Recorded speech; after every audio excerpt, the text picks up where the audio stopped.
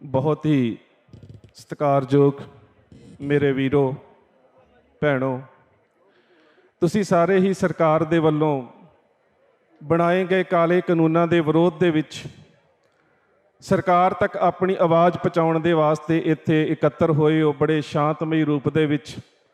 ਤੇ ਆਓ ਸਭ ਤੋਂ ਪਹਿਲਾਂ ਗੁਰਦੇਵ ਪਾਤਸ਼ਾਹ ਦੀ ਬਖਸ਼ਿਸ਼ ਮੁਕੱਦਸ ਫਤਿਹ ਬੁਲੰਦ ਕਰੀਏ। ਕੋਈ ਵੀ ਰਸਨਾ ਵਾਂਝੀ ਨਾ ਰਹੇ। ਪਿਆਰ ਸਹਿਤ ਆਖਣਾ ਜੀ ਵਾਹਿਗੁਰੂ ਜੀ ਕਾ ਖਾਲਸਾ ਵਾਹਿਗੁਰੂ ਜੀ ਕੀ ਫਤਿਹ।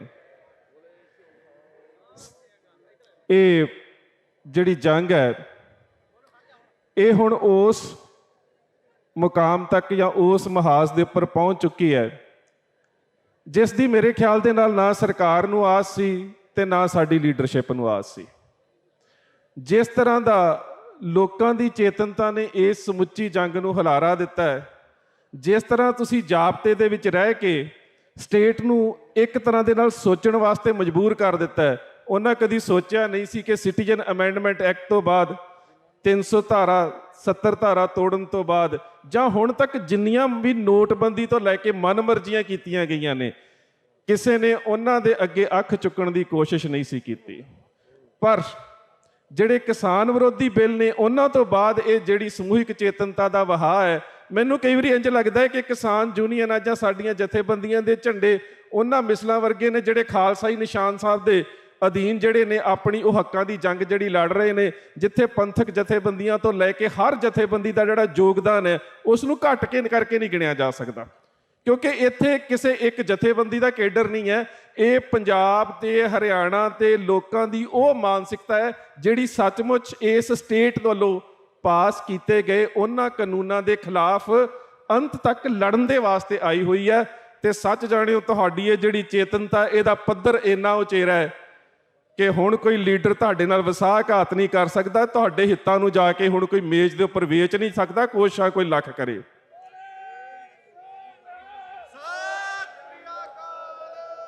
ਕੋਈ ਕਰੇ ਗੱਲਾਂ ਸੰਘਰਸ਼ ਨੂੰ ਵੰਡਣ ਦੀਆਂ, ਕੋਈ ਕਰੇ ਜਥੇਬੰਦੀ ਦੇ ਖਿਲਾਫ ਗੱਲਾਂ, ਪਰ ਮੈਨੂੰ ਲੱਗਦਾ ਹੈ ਕਿ ਜਿਹੜੀ ਤੁਹਾਡੇ 'ਚ ਚੇਤਨਤਾ ਨੇ ਜਨਮ ਲੈ ਲਿਆ। ਸੱਚ ਜਾਣਿਓ, ਮੈਂ ਆਪ ਸਟੇਜ ਵਾਲਿਓ ਪਾਸਿਓ ਕਿਸੇ ਵੇਲੇ ਸਰਦਾਰ ਕਪੂਰ ਸਿੰਘ ਕਿਹਾ ਕਰਦੇ ਸੀ, ਇਹਨਾਂ ਲੋਕਾਂ ਨੇ ਕਦੀ ਧੋਖਾ ਨਹੀਂ ਕੀਤਾ ਤੇ ਸਟੇਜ ਤੇ ਬਹਿਣ ਵਾਲਿਆਂ ਨੇ ਕਦੀ ਵਫਾ ਨਹੀਂ ਕੀਤੀ। ਇਸ ਵਾਰੀ ਇੰਝ ਲੱਗਦਾ ਹੈ ਕਿ ਜਿਹੜੇ ਸਾਹਮਣੇ ਬੈਠੇ ਨੇ ਉਹਨਾਂ ਦੀ ਜੁੱਤੀ ਇੰਨੀ ਕਾਇਮ ਹੈ, ਤੁਸੀਂ ਕਿਸੇ ਨੂੰ ਧੋਖਾ ਕਰਨ ਹੀ ਨਹੀਂ ਦੇਣਾ।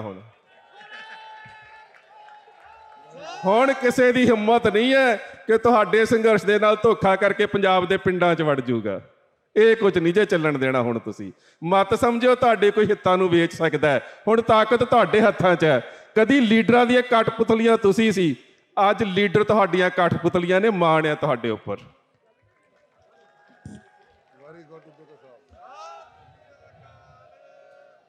ਪਰ ਤੁਹਾਡੇ ਸਬਰ ਤੇ ਸਾਡੀ ਕੁਰਬਾਨੀ ਤੇ ਸਾਡੀਆਂ ਸ਼ਹਾਦਤਾਂ ਦੇ ਜਜ਼ਬਾਤ, ਵੀਰ ਜੀ ਨੇ ਥੱਲਿਓਂ ਕਹਿ ਦਿੱਤਾ ਸੀ ਕਿ ਇੱਕ ਇਸਲਾਮ ਦਾ ਇਤਿਹਾਸਕਾਰ ਹੋਇਆ ਸੈਯਦ ਮੁਹੰਮਦ ਜ਼ਲਾਨੀ, ਉਹਨੇ ਆਪਣੀ ਫਾਰਸੀ ਦੀ ਰਚਨਾ ਜੰਗਨਾਮਾ ਮੁਲਤਾਨ ਦੇ ਵਿੱਚ ਇੱਕ ਛੋਟੀ ਜਿਹੀ ਘਟਨਾ ਸਾਂਝੀ ਕੀਤੀ ਹੈ। ਉਹ ਤੁਹਾਡੇ ਨਾਲ ਜ਼ਰੂਰ ਸਾਂਝੀ ਕਰ ਦੇਣੀ ਹੈ। 2 ਮਿੰਟ ਦੀ ਆ। ਵਕਤ ਮੈਂ ਹਮੇਸ਼ਾ ਖਿਆਲ ਰੱਖਦਾ ਹੁੰਦਾ। ਮੈਂ ਕਹਿੰਦਾ ਬੁਲਾਰਾ ਉਹ ਬੁਲਾਰਾ ਹੈ ਜਿਹੜਾ ਬਾਕੀ ਬੁਲਾਰਿਆਂ ਦਾ ਵਕਤ ਬਰਬਾਦ ਨਹੀਂ ਕਰਦਾ। ਇਸ ਕਰਕੇ ਅਸੀਂ ਸਾਰਿਆਂ ਦੇ ਵਕਤ ਦਾ ਖਿਆਲ ਰੱਖਣਾ। ਮੈਂ ਗਿਣ ਕੇ 2 ਮਿੰਟਾਂ 'ਚ ਉਸ ਘਟਨਾ ਨੂੰ ਸਮਾਪਤ ਕਰ ਦੂੰਗਾ। ਸ਼ੇਰੇ ਪੰਜਾਬ ਮਹਾਰਾਜਾ ਰਣਜੀਤ ਸਿੰਘ ਨੇ ਮੁਲਤਾਨ ਦੇ ਉੱਪਰ ਜਿਸ ਵੇਲੇ ਚੌਥਾ ਹਮਲਾ ਕੀਤਾ, 3 ਵਾਰੀ ਤੇ ਮੁਜ਼ੱਫਰ ਖਾਨ ਨੇ ਈਨ ਮੰਨ ਲਈ, ਚੌਥੀ ਵਾਰੀ ਉਸਨੇ ਕਿਲੇ ਦੀ ਫਸੀਲ ਦੇ ਉੱਪਰ 49 ਤੋਪਾਂ ਜਿਹੜੀਆਂ ਸੀ ਉਹ ਬੀੜ ਲਈਆਂ। ਕਾਫੀ ਸਿੱਖ ਜਿਹੜੇ ਸੀ ਲਗਾਤਾਰ 4.5 ਮਹੀਨੇ ਦੇ ਘੇਰੇ ਦੇ ਵਿੱਚ ਸਿੱਖਾਂ ਦੀਆਂ ਸ਼ਹਾਦਤਾਂ ਹੋਈਆਂ। ਸਰਦਾਰ ਨਿਧਾਨ ਸਿੰਘ ਜ਼ਖਮੀ ਹੋ ਗਏ, ਸਰਦਾਰ ਨਿਹਾਲ ਸਿੰਘ ਜ਼ਖਮੀ ਹੋਏ, ਇੱਥੋਂ ਤੱਕ ਕਿ ਇੱਕ ਫਾਇਰ ਪੌਟ, ਇੱਕ ਅਗਨਹਾਂਡੀ ਡਿੱਗਣ ਦੇ ਨਾਲ ਸਰਦਾਰ ਹਰੀ ਸਿੰਘ ਨਲੂਆ ਸੀ, ਉਹ ਵੀ ਜ਼ਖਮੀ ਹੋਏ ਪਏ ਸੀ। ਸ਼ੇਰੇ ਪੰਜਾਬ ਮਹਾਰਾਜਾ ਰਣਜੀਤ ਸਿੰਘ ਅੰਮ੍ਰਿਤਸਰ ਤੋਂ, ਲਾਹੌਰ ਤੋਂ ਇਧਰਲੇ ਪਾਸੇ ਤੋਂ ਹੁੰਦਾ ਹੋਇਆ ਜਦੋਂ ਮੁਲਤਾਨ ਜਾ ਰਿਹਾ ਹੈ, ਤੇ ਉਸ ਵੇਲੇ ਇਹਨਾਂ ਦੇ ਨਾਲ ਭੰਗੀ ਮਿਸਲ ਦੇ ਨਾਲ ਉਹ ਸਰਦਾਰ ਨੇ ਜਿਨ੍ਹਾਂ ਦੇ ਕੋਲ ਭੰਗੀਆਂ ਵਾਲੀ ਤੋਪ ਹੈ, ਇਹ ਉਹ ਤੋਪ ਸੀ ਜਿਹੜੀ ਅਹਿਮਦ ਸ਼ਾਹ ਅਬਦਾਲੀ ਨੇ ਨਜ਼ੀਰ ਖਾਨ ਨਾਮ ਦੇ ਮਿਸਤਰੀ ਦੇ ਕੋਲੋਂ, ਲਾਹੌਰ ਦੇ ਕੋਲੋਂ ਤਿਆਰ ਕਰਵਾਈ ਸੀ, ਤੇ ਜਿਸ ਦਾ ਨਾਮ ਜ਼ਮਜ਼ਮਾ ਰੱਖਿਆ ਗਿਆ ਸੀ। ਪਹਿਲਾਂ ਇਸ ਦਾ ਨਾਮ ਪੀਕਰੇ ਅਸਦਹੇ ਆਤਿਸ਼ਬਾਰ ਸੀ, ਉਸ ਤੋਂ ਬਾਅਦ ਇਸ ਦਾ ਨਾਮ ਜਮਜਮਾ ਰੱਖਿਆ ਗਿਆ। ਉਹ ਤੋਪ ਭੰਗੀ ਸਰਦਾਰਾਂ ਨੇ ਖੋਹੀ ਸੀ। ਉਹਦੇ ਨਾਲ ਦੀਆਂ ਹੋਰ ਕਈ ਤੋਪਾਂ ਜਿਨ੍ਹਾਂ ਦੇ ਵਿੱਚ ਜੰਗੇ ਬਿਜਲੀ, ਸੂਰਜਮੁਖੀ, ਫਤਿਹ ਜੰਗ, ਜੰਗ ਬਹਾਦਰ, ਇਹ 17-18 ਤੋਪਾਂ ਹੋਰ ਵੀ ਸੀ ਜਿਹੜੀਆਂ, ਜਿਨ੍ਹਾਂ ਦੇ ਵਿੱਚੋਂ ਇੱਕ ਤੋਪ ਕੰਵਰ ਨੌ ਨਿਹਾਲ ਸਿੰਘ ਨੇ ਵੀ ਬਣਾਈ ਹੋਈ ਸੀ। ਖੈਰ ਜਦੋਂ ਇਹ ਤੋਪਾਂ ਪਹੁੰਚੀਆਂ ਤੇ ਸਿੱਖ ਫੌਜ ਨੂੰ ਹੌਸਲਾ ਹੋ ਗਿਆ ਕਿ ਹੁਣ ਜਿਹੜਾ ਕਿਲੇ ਦੀ ਫਸੀਲ ਜਿਹੜੀ ਉਹ ਤੋੜ ਦੇਵਾਂਗੇ। ਜਿਹੜਾ ਤੋਪ ਦਾ ਆਤਿਸ਼ਬਾਰ ਤੇ ਸਿੱਖ ਸੀਗਾ ਉਹ ਸਰਦਾਰ ਸਾਧੂ ਸਿੰਘ ਸੀ, ਮੀਤ ਜਥੇਦਾਰ ਸੀ ਭੰਗੀ ਮਿਸਲ ਦਾ। ਤੋਪਾਂ ਚੱਲੀਆਂ, ਇੱਕ ਵਾਰੀ ਤੋਪ ਚੱਲੀ, ਦੂਜੀ ਵਾਰੀ ਚੱਲੀ, ਤੀਜੀ ਵਾਰੀ ਚੱਲੀ। ਫਤਿਹ ਦੇ ਜਗਾਰਿਆਂ ਦੇ ਨਾਲ ਅਸਮਾਨ ਗੂੰਜ ਉੱਠਿਆ ਕਿ ਹੁਣ ਅਸੀਂ ਕਿਲੇ ਦੀ ਫਸੀਲ ਦੇ ਵਿੱਚ ਪਾੜ ਪਾ ਕੇ ਅੰਦਰ ਜਾਵਾਂਗੇ। ਆਤਿਸ਼ਬਾਰ ਨੇ ਪੁੱਛਿਆ, ਕਹਿੰਦਾ ਇੱਕ ਜਗ੍ਹਾ ਦੇ ਉੱਪਰ ਮੈਂ 20-25 ਗੋਲੇ ਦਾਗਾਂਗਾ, ਕਿਲੇ ਦੀ ਫਸੀਲ 'ਚ ਪਾੜ ਪੈ ਜਾਵੇਗਾ, ਅੰਦਰ ਕੌਣ ਜਾਵੇਗਾ? ਅਕਾਲੀ ਫੂਲਾ ਸਿੰਘ ਨੇ ਕਿਹਾ ਤੁਸੀਂ ਪਾੜ ਪਾ ਦਿਓ, ਪਹਿਲਾ ਜਥਾ ਅਕਾਲੀ ਸਿੰਘਾਂ ਦਾ ਅੰਦਰ ਜਾਵੇਗਾ।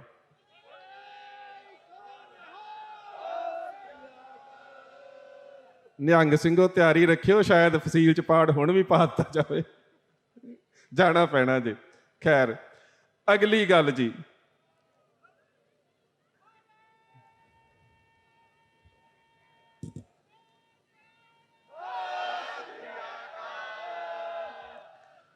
ਫਸੀਲ ਦੇ ਵਿੱਚ ਪਾੜ ਪਾਉਣ ਦੀ ਆਸ ਦੇ ਵਿੱਚ ਸਿੰਘ ਬੈਠੇ ਨੇ ਤੇ ਉਸ ਵੇਲੇ ਤੋਪ ਚੱਲਣੀ ਬੰਦ ਹੋ ਗਈ, ਇੱਕਦਮ ਸ਼ਾਂਤੀ ਵਰਤ ਗਈ।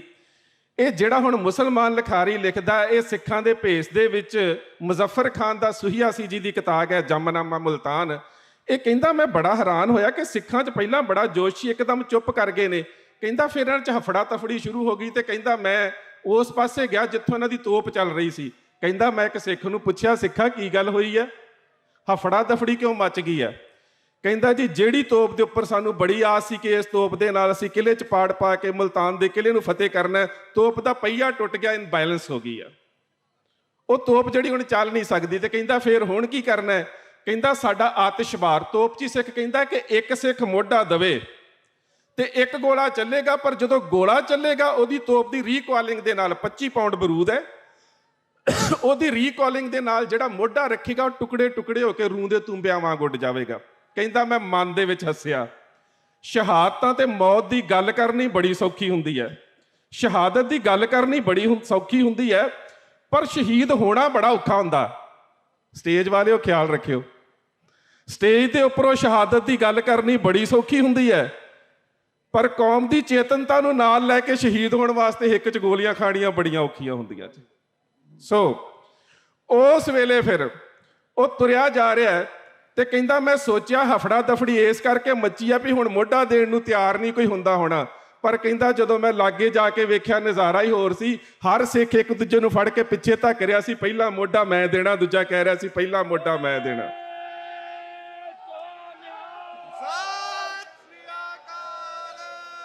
ਹੁਣ ਅੱਗੇ ਆ ਕੇ ਵੇਖਿਓ ਸਿੱਖਾਂ ਦੀ ਲੀਡਰਸ਼ਿਪ, ਸਿੱਖਾਂ ਦੇ ਆਗੂ ਕਿਵੇਂ ਦੇ ਹੁੰਦੇ ਸੀ।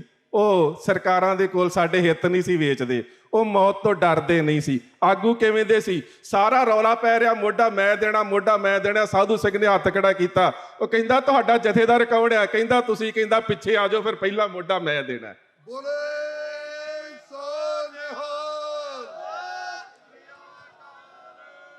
ਮੇਰੇ ਵੀਰੋ ਲਾਈਨ 'ਚ ਲੱਗ ਜਾਓ, ਪਰ ਹੁਣ ਜੇ ਆਗੂ ਮੋਢਾ ਦੇਣ ਤੋਂ ਭੱਜੂ ਤਾਂ ਹੀ ਫੜ ਕੇ ਅੱਗੇ ਕਰਨਾ ਜੇ। ਸੋ ਇੰਨੀਆਂ ਕੁ ਬੇਨਤੀਆਂ ਪ੍ਰਵਾਨ ਤੇ ਫਤਿਹ ਦੀ ਸਾਂਝ ਤੇ ਪਿਆਰ ਸਹਿਤ ਆਖਿਓ ਵਾਹਿਗੁਰੂ ਜੀ ਕਾ ਖਾਲਸਾ, ਵਾਹਿਗੁਰੂ ਜੀ ਕੀ ਫਤਿਹ।